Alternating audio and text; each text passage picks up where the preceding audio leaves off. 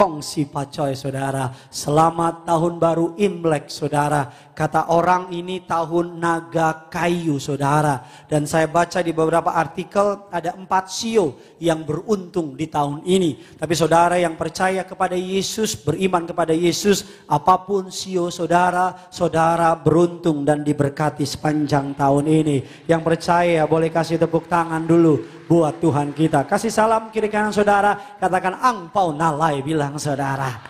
Haleluya, puji Tuhan. Mari sama-sama kita akan belajar kebenaran firman Tuhan, melanjutkan sebuah serial khotbah Anxious for Nothing bagian yang kedua. Saya sangat diberkati ketika saya menyiapkan khotbah ini karena saya banyak belajar, membaca berbagai macam penelitian, membaca berbagai macam tulisan orang, baik tulisan secara profesional ataupun tulisan secara pendapat orang yang mengalaminya. Banyak orang Kristen punya stigma kalau mengalami yang namanya depresi, seakan-akan gak punya Tuhan. Lu sih kurang doa, gue depresi nih, lu sih gak pernah baca Alkitab, lu sih gak punya iman, dan seterusnya. Hari ini kita akan belajar, bener gak sih orang yang depresi itu gak punya Tuhan? Orang yang depresi itu gak ngandelin Tuhan dan sebagainya. Mari sama-sama kita akan melihat menurut berbagai survei terbaru yang dikeluarkan oleh Lembaga Indonesia National Adolescent Mental Healthy Survey atau yang disingkat dengan I6 saudara. Sebanyak 1 dari 3 remaja mengalami kesehatan mental. Jadi penyakit mental itu sama penyakit fisik itu sama. Kalau enggak dirawat, kalau enggak ditanganin, efeknya bisa bahaya. Yang setuju bilang amin. Jadi mental itu penyakit di dalam, gak kelihatan. Fisik keluar kelihatan. Tapi dua-duanya sama-sama bahaya. Saya gak mengecilkan orang yang mengalami anxiety atau depresi. Tapi saya juga gak mengglorifikasikan atau menggede-gedekan. Kita akan belajar berdasarkan porsinya. Ada 3 penyebab mengapa banyak anak muda mengalami depresi atau anxiety atau mental health saudara. Mental healing atau mental breakdown. Yang pertama, hubungan yang tidak baik dengan keluarga. Survei ini menunjukkan bahwa putra-putri sakit hati karena ayah atau ibunya sendiri. Mereka tinggal di rumah tapi hidup penuh dengan sumpah serapah di rumah. Mulut itu kecil, tapi kalau lagi maki-maki, satu ragunan gak muat di sini. Yang setuju bilang amin dulu. Banyak anak muda, saudara, sakit hati sama orang tuanya. Sakit hati sama keluarganya karena kenapa? Dimaki. Karena kenapa? Dikecewakan dengan perbuatan dan perkataannya. Yang kedua, penyebab orang mengalami mental health atau penyakit mental. Yang kedua, karena mengalami di lingkungan sekolah yang namanya bully, dibullying. Udah di sekolah dibully, saudara kurang tinggi, kurang putih, kurang cantik dan kurang-kurang segalanya. Kita hidup di komunitas yang kalau tinggi tetap kurang tinggi. Tingginya berapa? 180 kurang tinggi. Tingginya berapa? 5 meter kurang tinggi. Itu orang apa gedung. Yang ketiga, penyebab orang yang kedua adalah dibully oleh komunitasnya. Dia ke sosial media juga dibully di sosial medianya. Yang ketiga, penyebab orang mengalami mental health karena kerap membandingkan diri atau validasi dengan pencapaian nilai atau ekspektasi orang lain.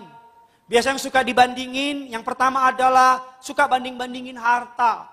Oh si ini lebih kaya daripada si itu. Yang kedua suka banding-bandingin penampilan. Yang ketiga suka banding-bandingin prestasi.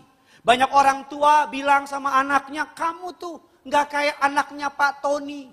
Seumur kamu udah jadi manajer dia. Kalau anaknya ngelawan, anaknya bilang gini, ih papa gak kayak Jokowi. Seumur papa, Jokowi jadi presiden. Kalau diikutin bisa gila itu keluarga. Berikutnya yang keempat, kenapa orang suka banding-bandingin apa? Suka banding-bandingin keadaan. Datang ke acara-acara Imlek, kapan nikah?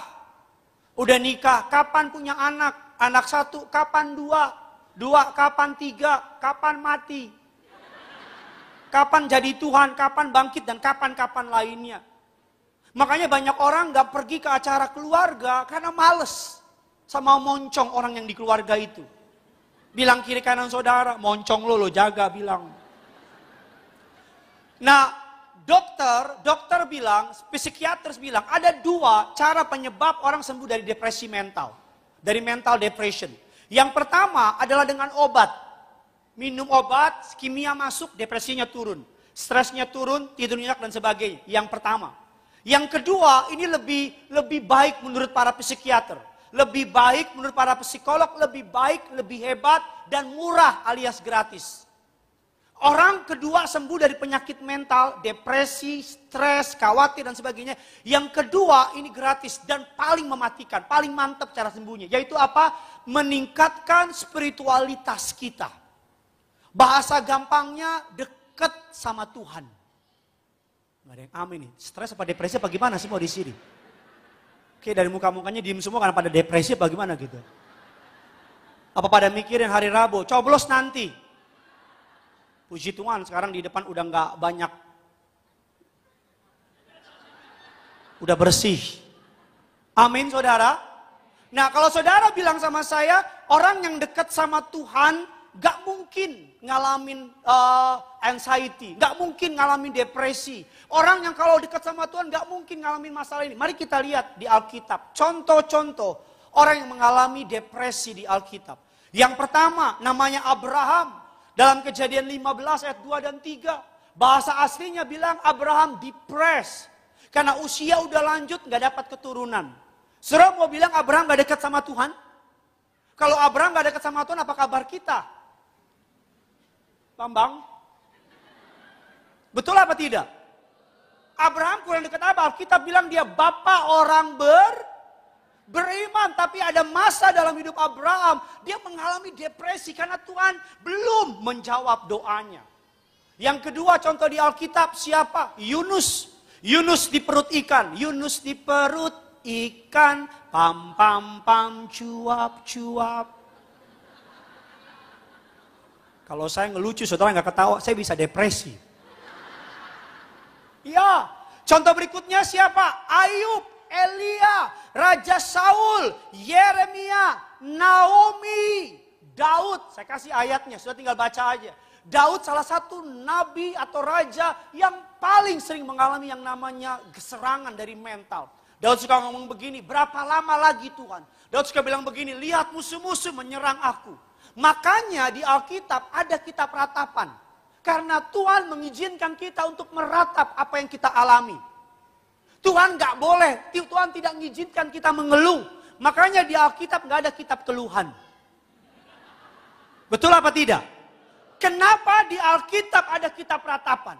Karena Tuhan mau saudara jujur sama Tuhan. Tuhan mau saudara terbuka sama Dia. Saudara dibolehkan meratap, tapi sama Tuhan. Bukan di sosial media. Lagi sedih nih. Bodoh amat. Kalau saya teman saudara saya balas, lapet kau. Mohon maaf. Ratapan, apa yang membedakan ratapan dengan keluhan? Keluhan itu menyerang Tuhan. Seakan-akan Tuhan gak adil, itu keluhan. Kalau ratapan itu kita menyampaikan apa yang kita alami, tapi kita percayakan sama Tuhan. Amin saudara. Makanya kita peratapan bilang demikian. Sekalipun aku minum racun ipuh. Tapi satu hal ini yang kuperhatikan. Tak berkesudahan kasih setiap Tuhan. Tak habis-habisnya rahmatnya. Selalu baru tiap pagi. Besar setianya. Amin. It's okay. Kalau saudara sedih, saudara broken heart, saudara lagi stres, lagi depresi, it's okay untuk meratap, bawa ratapanmu sama Tuhan. Dia akan mengubah ratapanmu jadi tari-tarian. Dia akan mengubah air matamu jadi sorak-sorai. Dalam bahasa aslinya kata anxiety di Indonesia diterjemahkan ansietas. Dalam bahasa Latin kata anxiety menggunakan kata angere.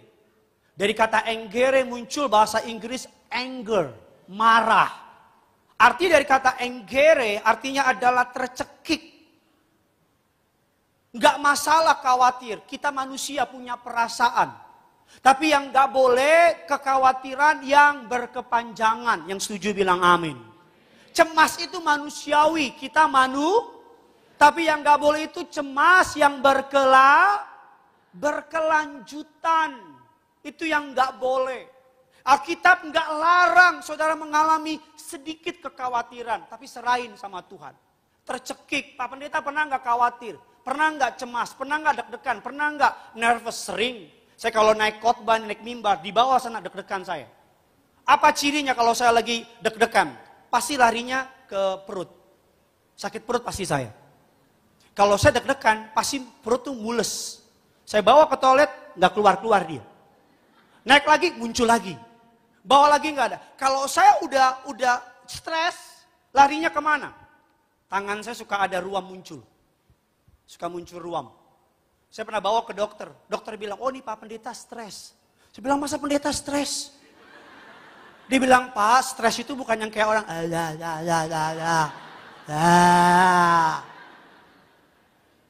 badan itu diciptakan sama Tuhan, kalau udah overload, kalau udah burn out, kalau udah terlalu capek, badan kasih sinyal.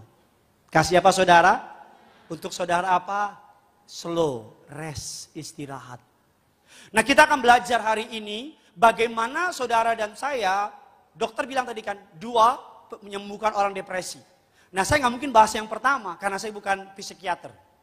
Saya akan bahas yang kedua, bagaimana caranya kita bisa keluar dari rasa depresi ini dan keluar sebagai pemenang. Saudara siap untuk diberkati? Saudara siap untuk diberkati? Supaya yang siap bisa lambaikan tangan saudara. Kita kasih sekali lagi dong tepuk tangan dulu buat Tuhan kita. Kemarin saya beri judul Calm, Charlie Alpha 5 Mama. C yang pertama, C stand for celebrate God and His goodness. A yang kedua stand for as God for health. Nah saya punya 2 tugas sama saudara, L dan M. 5 dan Mama. Mari kita bahas satu-satu. Bilang kiri kanan saudara, kita pasti diberkati. Yang pertama, bagaimana supaya saudara dan saya bebas dari yang namanya anxiety atau anxious, kekhawatiran. Yang pertama, L pertama adalah look on the bright side. Lihat sudut pandang yang lain. Jangan hanya meratapi nasibmu. Jangan hanya fokus sama kegagalanmu. Jangan hanya fokus sama penyakitmu. Firman Allah bilang demikian. Filipi 1 ayat yang ke-21. Sama-sama yuk kita baca. 3, 2, 1, ya. Karena kenapa Paulus bisa ngeluarin statement yang boldly gini? Kenapa Paulus bisa ngeluarin statement yang firm, yang yakin banget. Hidup adalah Kristus, mati adalah keuntungan. Mari kita lihat Filipi 1, 12 dan 14. Yuk sama-sama kita baca. 3, 2, 1, ya. Aku supaya kamu tahu bahwa justru telah menyebabkan ayat yang ke-14, dan kebanyakan saudara telah beroleh kepercayaan karena untuk bertambah berani berkata-kata tentang dengan tidak. Paulus adalah salah satu rasul yang paling sering dipenjara. 4 tahun terakhir kematiannya, sebelum dia mati dia dipenjara. Dia pernah dipenjara 2 tahun dalam penjara yang super ketat. Dia pernah naik kapal, kapalnya terdampar di sebuah pulau, digigit ular berbisa, dianiaya. Dalam penjaranya, Paulus tidak membiarkan penjara itu bisa membatasi aktivitasnya, bisa menghalangi pergerakan tubuhnya, tapi tidak pernah menghentikan hikmat yang Tuhan kasih sama dia. Orang boleh stop saudara, tapi kalau saudara memilih menyerah dengan perbuatan orang itu kok kalah. Tapi kalau engkau memilih melihat sudut pandang yang lain, Tuhan bisa pakai kegagalanmu jadi kemenangan yang besar di hari depan. Amin saudara. Paulus ngapain? Di penjara, Paulus menulis kitab. Setengah dari perjanjian baru ditulis oleh Paulus berasal dari penjara.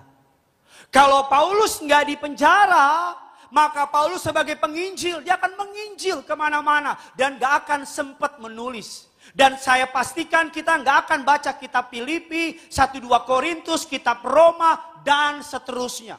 Kitab yang kita baca hari ini berasal dari penderitaan Paulus di penjara. Hari itu bagi Paulus penderitaan, tapi hari ini jadi berkat untuk semua orang Kristen.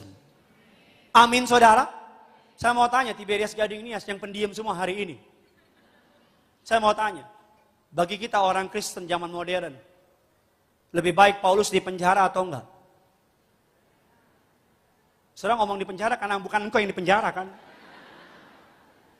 Lebih baik Paulus karena penderitaan Paulus jadi berkat buat kita hari ini. Kalau Paulus nggak di penjara, nggak ada itu setengah perjanjian baru, nggak ada.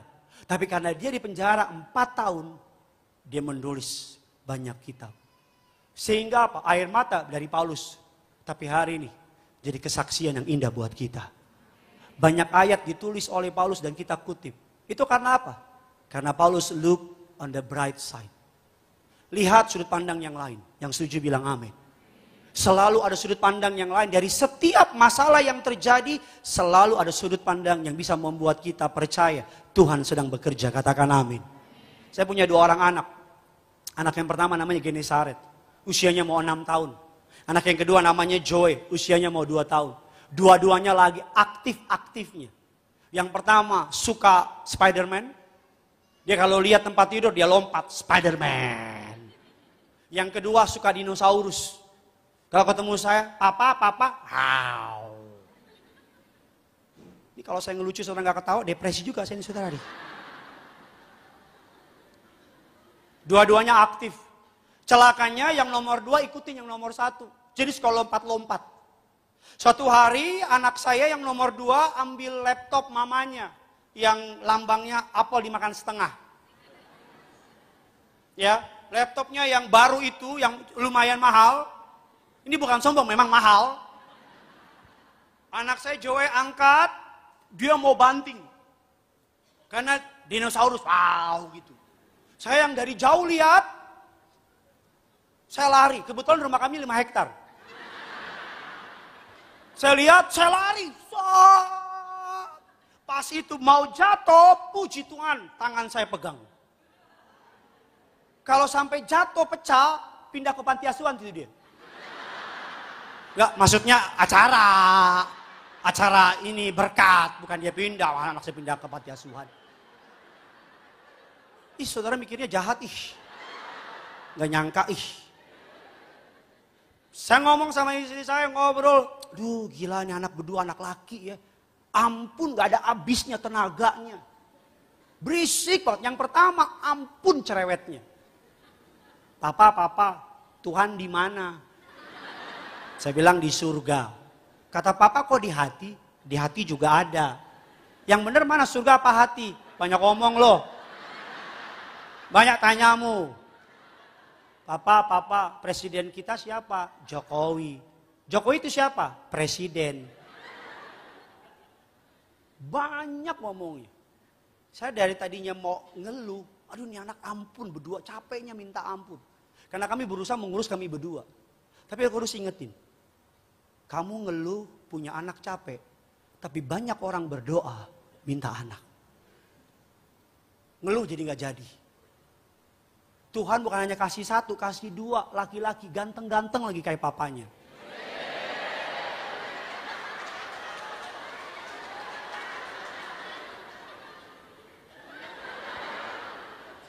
Ya, anak saya cerewet, aduh ampun cerewet. Saya asal ketemu dia,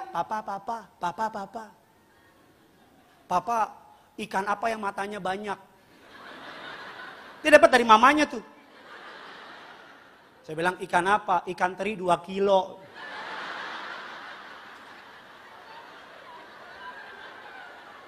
Giliran lawakan anak saya kok ketawa. Saya ngelawak kok nggak ketawa. Itu lucu kan? Saya ketawa. Saudara mau tahu nggak berapa jam kemudian? Papa, ikan apa yang lebih banyak mata daripada ikan teri 2 kilo? Saya jawab ikan apa? Ikan teri 5 kilo. Terus cerewet banget. Cerewet banget. Tapi saya mau ngeluh. Roh Kudus ingetin ada jemaat yang saya doain di Marina. Seumur dia gak bisa bicara. Tapi sekarang atas anugerah Allah sudah mulai bisa bicara. Look on the bright side. Saudara kalau ngeluh capek ini kerjaan, gaji nggak seberapa, kerjaan nggak enak. Kalau saudara fokus ke gaji nggak seberapa, kerjaan nggak enak, kau akan stres. Tapi kalau kau fokus, banyak orang cari kerja sampai sekarang nggak dapat. Saya yakin kau nggak berani ngeluh. Lebih enak mana? Capek badan atau capek pikiran? Capek apa? Bener yang mana sih sus? Lebih enak mana? Capek badan atau capek pikiran? Pikiran. Kalau capek badan, kau capek, taruh, tidur. Kalau capek pikiran, kau sampai,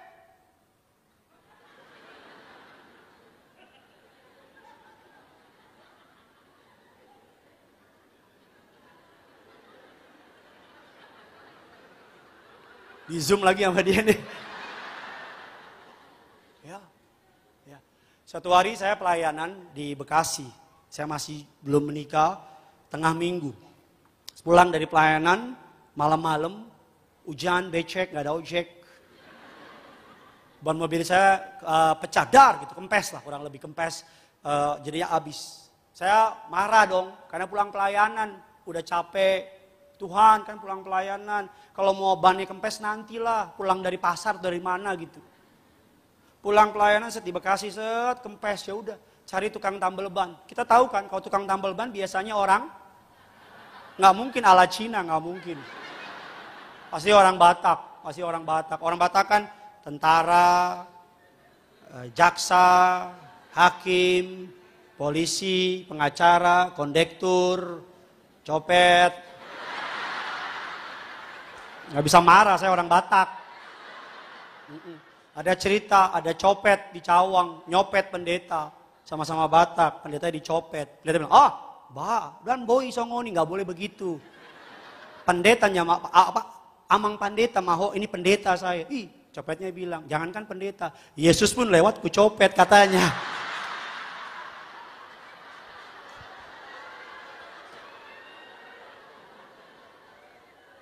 Sampai di mana khotbah saya tadi, saudara? Saya Simanjuntak, nggak boleh marah. Jadi saya nyampe, pecah, waduh, saya nyampe, ternyata yang tambal bannya jemaat Tiberias BCP. Dia lihat saya heboh, kayak lihat Tuhan Yesus. Amang pendeta, saya jawab, iya.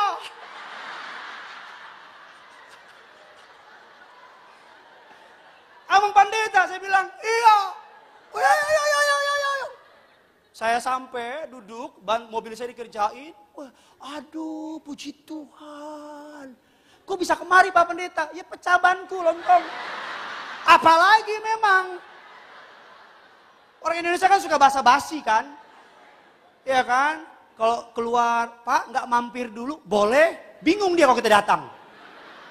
Itu kan basa-basi orang Indonesia. Iya.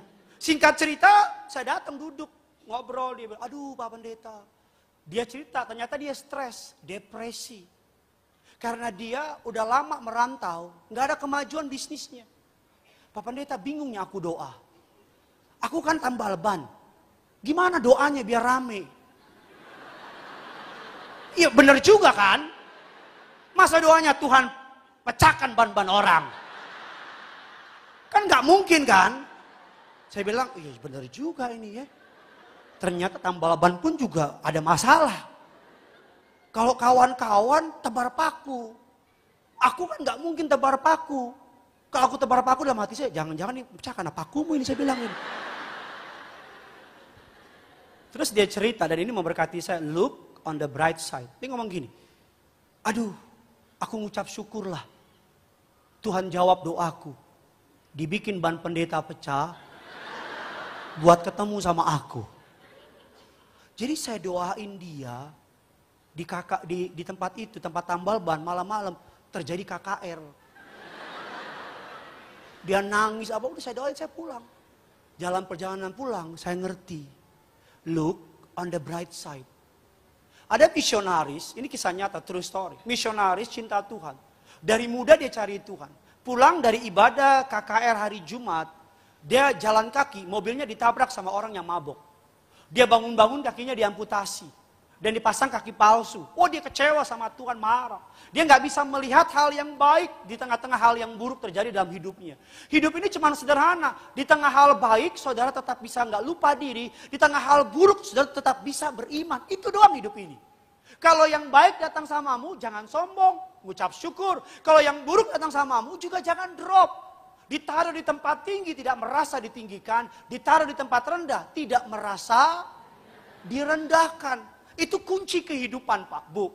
Singkat cerita, ketika kakinya dikasih kaki palsu, berapa tahun kemudian dia pulih sama Tuhan.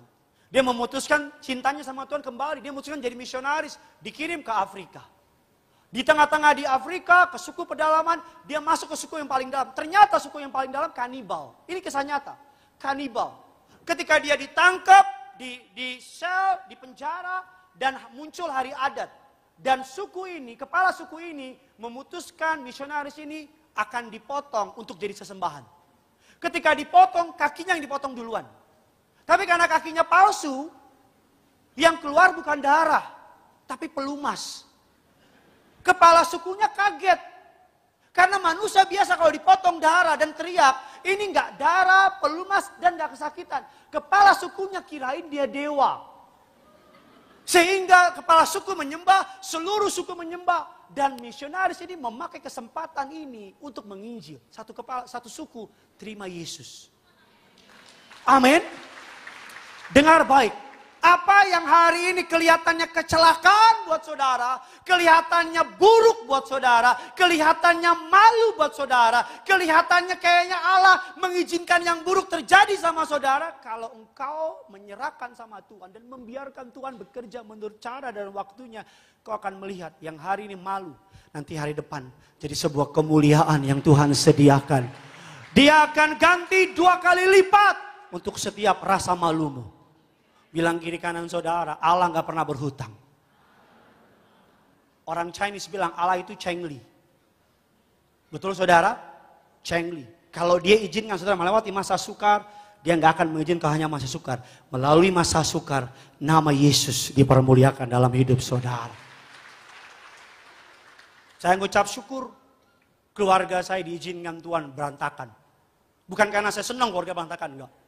Tapi melalui kejadian keluarga berantakan, saya jadi pendeta yang punya pemahaman tentang keluarga.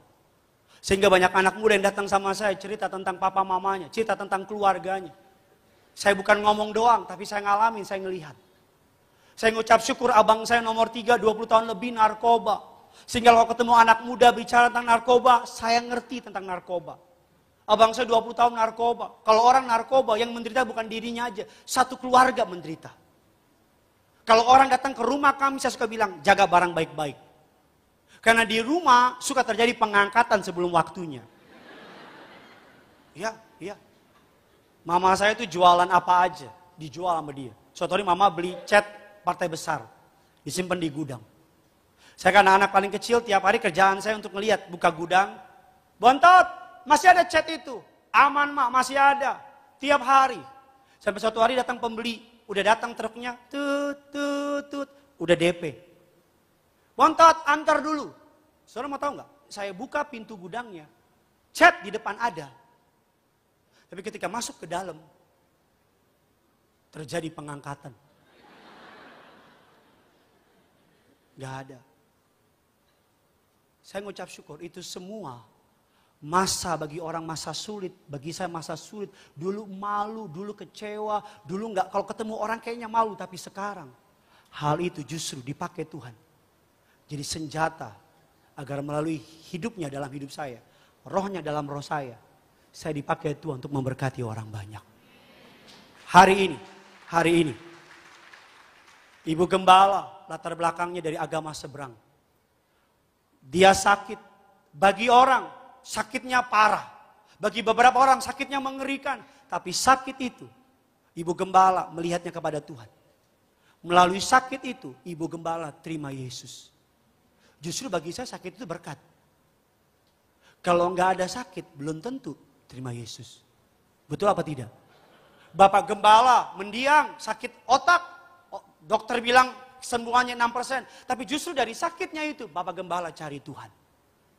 COVID-19 kemarin, orang bilang bagi hal yang mengerikan. No, bagi saya nggak mengerikan.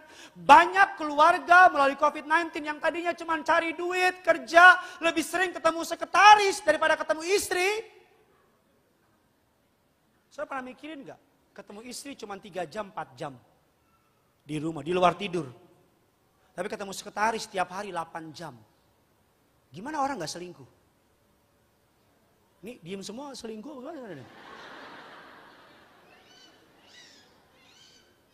Banyak rumah tangga ketika COVID karena nggak bisa kemana-mana, suami istri jadi ngobrol, anak jadi ngobrol.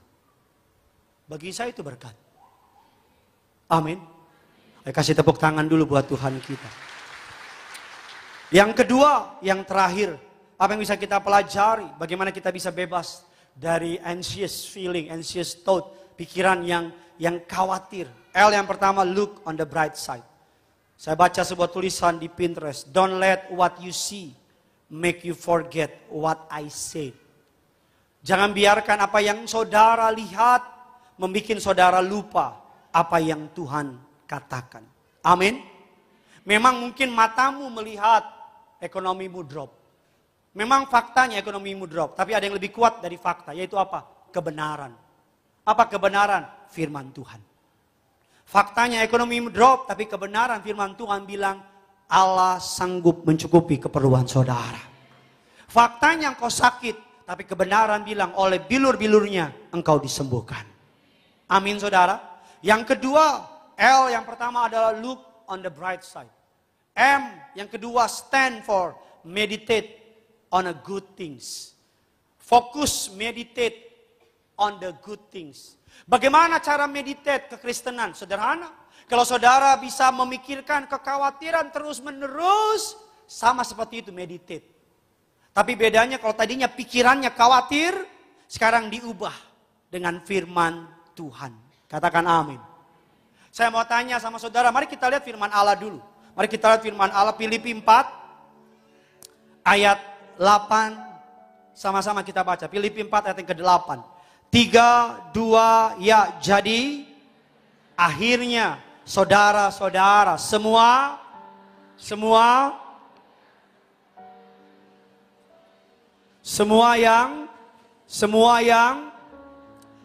yang disebut dan patut dipuji apa? Rasul Paulus dalam kitab Filipi dia menulis Filipi pertama melupakan yang di belakang, Filipi kedua tentang pengalamannya di penjara, Filipi yang ketiga surat kepada jemaat di Filipi. Dari seluruh pengajarannya Rasul Paulus menutup dengan gini. Jadi akhirnya dalam bahasa aslinya kesimpulannya. Inti dari segala inti. Paulus ngomong begini. Jadi inti dari segala inti, semua yang benar, semua yang mulia, semua yang adil, suci, manis, sedap didengar, semua yang disebut kebajikan apa? Dan patut dipuji, pikirkanlah.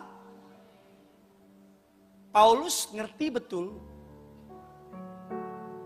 bahwa kenapa hidupmu ketakutan? Karena engkau memikirkan hal-hal yang menakutkan. Kenapa hidupmu penuh dengan kekhawatiran? Karena engkau memikirkan hal-hal yang mengkhawatirkan. Kenapa saudara hidupmu penuh dengan kebencian? Karena engkau terus memutar di otakmu hal-hal yang menciptakan kebencian. Kenapa saudara tiba-tiba kalau ingat yang lucu ketawa?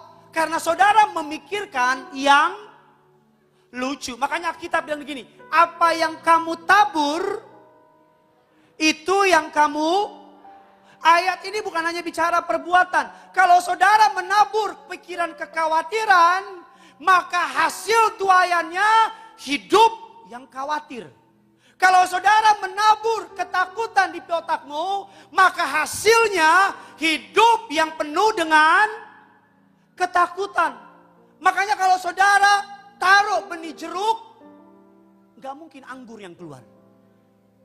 Pikiran kita kayak GPS yang tanpa sadar menuntun kita kepada direction yang mungkin kita nggak mau.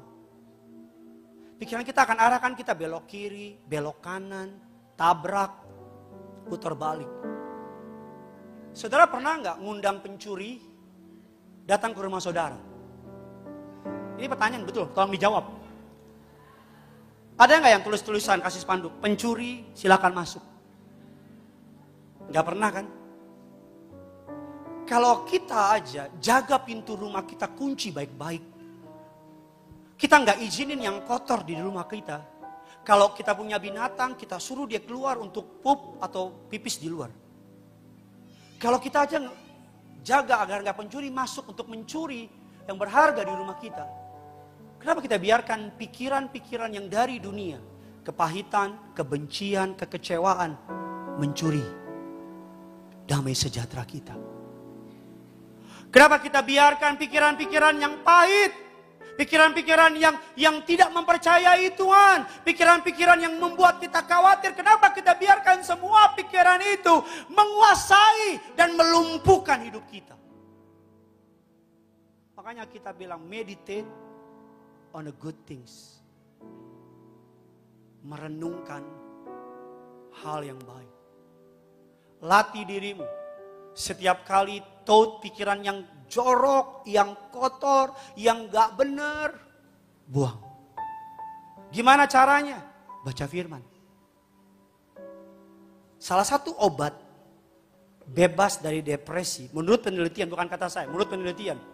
Orang yang hidupnya mau bebas dari depresi, obat yang pertama, ini saya baca penelitian dari Ann Arbor dengan bukunya, penelitian dengan judul The Link Between Practicing Gratitude and Reduce Anxiety dari Cyprus Counseling Center.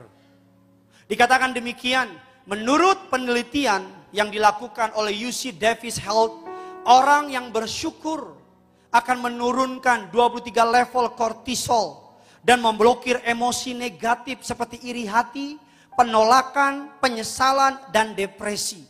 Bersyukur akan memberikan emosi positif yang mengaktifasi dopamin, yaitu hormon yang bertanggung jawab membuat seseorang merasa senang. Orang yang suka bersyukur akan meningkatkan harga diri, meningkatkan hubungan, meningkatkan umur panjang, dan meningkatkan kualitas tidur. Bukan saya yang ngomong, proven, terbukti by medis. Orang yang suka bersyukur, dokter bilang, bersyukur itu pil ajaib. Yang kalau kita makan, bikin kita bebas dari depresi. Kok gak ada yang amin? Berapa waktu yang lalu, mungkin saudara tahu, aduh habis diserang sama netizen maha benar, maha sempurna. Waduh, banyak pikiran. Satu hari saya jalan-jalan sama istri ke Sentul. Istri anak udah keluar, saya lagi pakai sepatu. Secara manusia berat. Aduh Tuhan gini banget sih. Tapi lihat istri sama anak ketawa-ketawa, main-main, Roh Kudus ingetin. Ucap syukur. Istri kamu baik, anak kamu baik, hidupmu baik. Gak nyadar saya nangis. Tapi karena istri saya, ayo, saya hapus air mata saya turun. Kami makan di restoran. Lagi makan, Roh Kudus ingetin. Ucap syukur. Banyak orang kalau makan lihat harga, baru rasa. Tapi kamu, bukan sombong ya, atas anugerah Allah. Kamu bisa pilih rasa, harga nomor berikutnya. Karena di food court.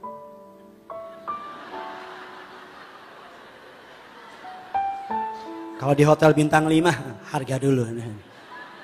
Yang gratis apa? Air putih, ada air putih aja. Lagi anak-anak sama istri pesan makanan, saya nangis. Saya bilang, makasih ya Tuhan. Gideon dari tukang koran, dari orang jualan es, SPG, SPB, yang 75.000 zaman dulu bisa bertahan 2 minggu. 75.000 2 minggu. 2 minggu kuliah loh ke kampus. Sekarang sekali makan bisa sekian ratus ribu. Ucap syukur, nangis. Sampai di rumah, istri anak-anak tidur. Saya kebangun lihat mereka, AC dingin, selimut ada, rumah punya. Lihat anak-anak tidur. Saya lihat mereka, thank you God. Mungkin bukan hidupmu yang kurang indah. Mungkin hatimu yang kurang bersyukur. Mungkin bukan Tuhanmu yang kurang baik. Tapi mungkin engkau yang lupa mengucap syukur. Makan nasi pakai tempe, telur, kecap. Kalau marah-marah jadi enak gak? Itu aja udah gak enak. Kalau marah-marah bisa mengubah tempe jadi steak, marah-marahlah kau. Dasar lo tempe. Tapi kalau tempe, telur, kecap dengan kamsia sama Tuhan, rasanya jadi apa? Ya tetap tempe lah. Nggak mungkin jadi steak. Tempe amonomali itu dia. Tapi ngucap syukur. Minggu lalu Ibu Gembala khotbah yang kurang lebih seperti ini. Dan saya diberkati. Ibu bilang, ibu naik mobil, makasih. Tuhan Yesus, Eti bisa naik mobil. Masuk ke rumah, makasih Tuhan Yesus. Eti masuk rumah. Punya makan, makasih. Aku bisa makan. Saya percaya kalau kita latih diri kita untuk apa-apa mengucap syukur. Kita bilang sama anak kita. Kalau udah minta tolong, bilang apa? Bilang apa? Bilang apa? Makasih. Kita ajar anak kita bilang makasih. Tapi bapaknya dikasih sama Tuhan. Tuhan bilang apa? Bilang apa? Bapaknya nggak bilang apa-apa. Jalan aja. Kita ngajarin anak kita kalau orang tolong dia. Bilang apa? Bilang apa? Bilang dong, makasih om, makasih tante.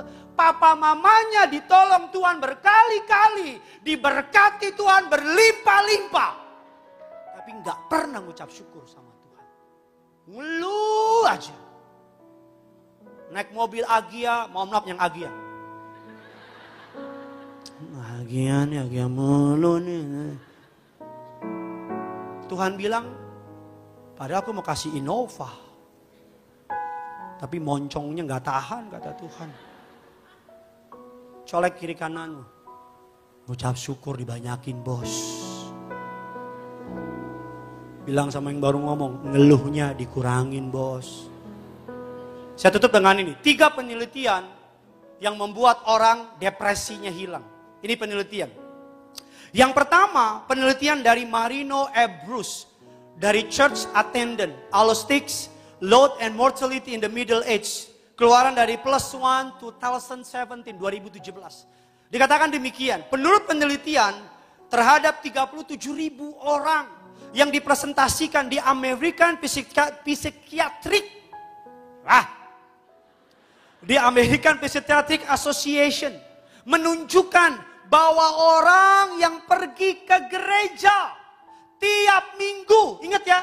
Pergi ke gereja tiap minggu, bukan setahun 2 kali. Yang pergi ke gereja tiap minggu memiliki kemungkinan yang lebih kecil untuk menderita penyakit mental dibanding mereka yang tidak ke gereja. Makanya kenapa iblis pengen saudara gak ke gereja. Kepepet, tangganya yang kepepet, Tuhan gak pernah kepepet. Gimana mau ngalamin mental depresi?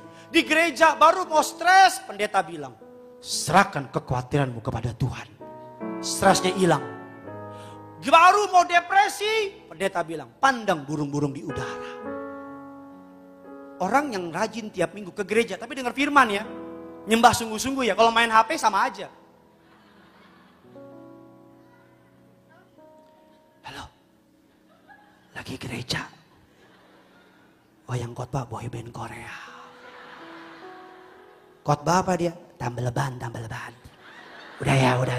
Sampai jumpa di Lapo. Orang yang rajin ke gereja tiap minggu, nyembah. Penelitian berikutnya, ini terakhir. Orang yang suka nyembah, dengar lagu rohani, menurut David Lewis Hodgson dari Midlab International. Melakukan penelitian, Google it, buktikan omongan saya betul apa tidak. Melakukan penelitian, orang yang suka mendengarkan musik lagu gospel, kondisi relaksasi yang lebih besar, faktanya menghasilkan penurunan 65% yang mencolok dalam kecemasan peserta secara keseluruhan. Penelitian berikutnya menurut sebuah laporan yang diterbitkan dalam The Gerontologist, para pemimpin studi menemukan bagi orang tua, para orang tua yang mendengarkan musik lagu Kristen, hal ini memiliki efek langsung dan positif pada kesehatan mental mereka. Pak, Bu, kalau mau panjang umur dengar lagu gereja. Berikutnya, temuan menunjukkan dari penelitian Listening the Religious Music and Mental Health in the Latter Life. Penulisnya Matt Bradshaw, PhD, Christopher G. Ellison, PhD, Gideon Simanjuntak. Temuan menunjukkan bahwa orang yang mendengarkan musik dengan frekuensi sering dikaitkan dengan penurunan kecemasan akan kematian, peningkatan kepuasan hidup, harga diri. Dan penelitian ini untuk orang kulit hitam, kulit putih, perempuan, laki-laki, individu berstatus sosial ekonomi rendah atau tinggi. Jadi gampangnya begini, orang yang rajin cari Tuhan, rajin penyembahan, bisa stres tapi nggak lama-lama. Amin. Kenapa? Karena Tuhan beserta dengan orang itu. Amin. Makanya kalau lagi stres, jangan lagu dunia yang kau setel. Pulang kantor baru dimaki sama bos. Sampai di mobil istri WA, anak panas. Baru mau bales, ada WA dari dealer, udah 3 bulan lewat pak. Baru mau balas WA dealer, ada WA lagi dari pinjol. Keluar dari kantor, lihat jalanan macet. Bukannya lagu rohani yang bikin menurunkan stres, lagu dunia kau setel. Lagu dunia sih boleh-boleh aja, tapi perhatikan liriknya. Lagi stres gitu, nyetel lagu dunia. Aku terjatuh dan tak bisa bangkit lagi. Aku terjerat dalam lautan luka dalam. Aku terhanyut dan tak bisa dan tak tahu arah jalan pulang. Terus kita, aku tanpamu, butiran debu, haleluya. Apa maksudmu tepuk tangan itu? Udah stres, banyak masalah, kau setel lagu. Bila ku mati, kau juga mati. Gila. Lagi stres. Aku yang lemah tanpamu, aku yang hilang. Jangan ikut nyanyi lo. Lo ikut nyanyi lagi. Darimu. Tolong C mas. C. Kalau lagi stres, lagu rohani. Bersamamu Bapa, ku lewati semua perkenananmu ya, teguhkan hatiku. Sambil angkat tangan. Engkau yang bertindak, memberi pertolongan, anugerahmu besar.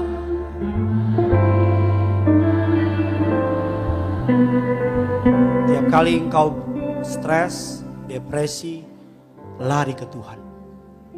Tuhan akan tolong saudara.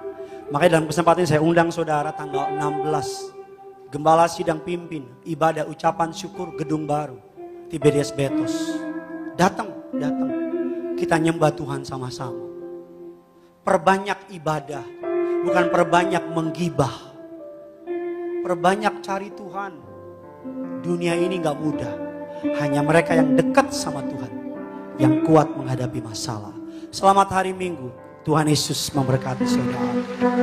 Meteraikan firman-Mu bertumbuh berakar menjadi rema. Kami siapkan hati kami, sambut tubuh dan darah Yesus. Namun terlebih dahulu kami rindu membawa korban ucapan syukur kami kepadamu. dalam